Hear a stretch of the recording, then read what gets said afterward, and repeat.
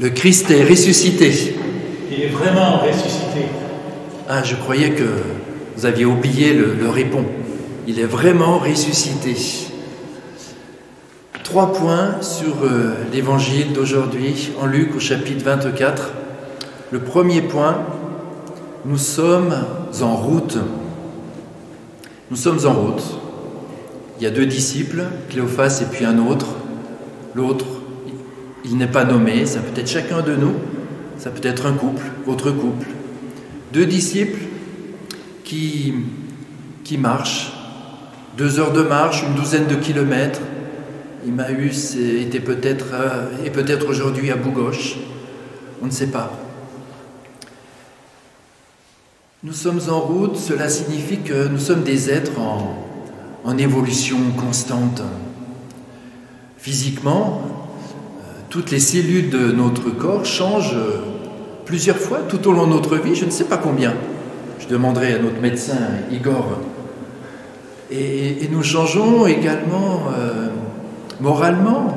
Nous ne sommes pas que des êtres de nature, mais de culture aussi. Nous changeons selon les lieux où nous sommes. Et puis spirituellement également, nous sommes invités à suivre le Christ, à progresser. Vivre, c'est changer.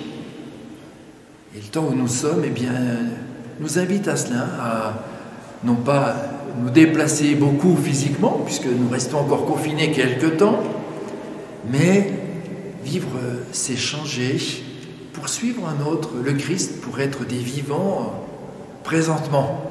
Sinon, nous sommes dans le passé. Et spirituellement, si nous n'avançons pas, nous sommes dans le statu quo et peut-être morts spirituellement. Bref, acceptons d'avancer, nous laisser déplacer. Nous sommes en route. Le deuxième point que Jérôme affiche, rejoindre l'autre. Jésus les rejoint, ses 2 disciples, là où ils en sont. Il rejoint leurs émotions. Il leur pose la question, mais de quoi parliez-vous? Et il les laisse s'exprimer longuement sur leur déception. Nous avions cru, mais voilà, nous sommes déçus de ce qui s'est passé à Jérusalem. Ils sont découragés. Et Jésus les rejoint là. Il marche à leurs pas. Jésus marche à notre pas. Il sait nous rejoindre aussi dans nos émotions. Et Bénédicte prépare une petite vidéo pour que concrètement nous sachions rejoindre l'autre là dans son émotion. Pour ensuite aller plus loin. Et comme Jésus va pouvoir ensuite rejoindre et faire tout un travail de mémoire avec eux. Les rejoindre dans leur mémoire, dans leur raison, dans leur cœur aussi. Puisqu'ils diront plus tard, notre cœur n'était-il pas tout brûlant alors qu'il nous parlait? Jésus marche à notre pas, il sait nous rejoindre aussi dans nos sentiments et nos émotions, pour nous amener plus loin. 3e point, la puissance de l'hospitalité. Ces 2 disciples vont insister, ils s'efforcèrent de le retenir, et cela c'est conforme à l'hospitalité palestinienne. Ils s'efforcent de le retenir à la maison puisque le soir arrive. Et là, eh bien, ils vont le reconnaître. Ils ne l'auront pas reconnu avant, lors de l'explication des Écritures, mais là, à la fraction du pain, permise par l'hospitalité et le partage du repas. Merci Jérôme de mettre à l'image cette image, la peinture d'Arcabas, la table d'Emmaüs, où on voit Jésus qui partage ce repas avec 2 disciples. Et si vous regardez bien, le personnage à la droite de Jésus a 2 yeux. Il a un 2e œil dans l'orbite, c'est l'œil de la foi. Intérieurement, l'œil qui permet de reconnaître Jésus.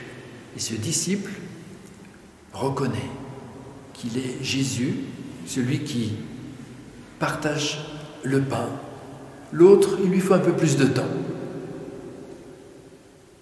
La puissance de l'hospitalité. Seigneur, reste avec nous, Seigneur. Reste avec nous pour que nous puissions te reconnaître, bien sûr dans la fraction du pain, et puis aussi dans l'hospitalité que nous pouvons faire à d'autres. Reste avec nous, Seigneur, puisqu'une communauté chrétienne, véritablement, on la reconnaît, bien sûr, à l'Eucharistie célébrée, et puis aussi à sa manière de vivre le partage des biens, le partage concret. Pas d'abord au nombre de followers, ni au nombre de vues sur la chaîne YouTube, mais à la manière concrète dont une communauté partage de nous davantage vivre cette hospitalité entre nous, d'une manière ou d'une autre, même en temps de confinement. Seigneur, reste avec nous.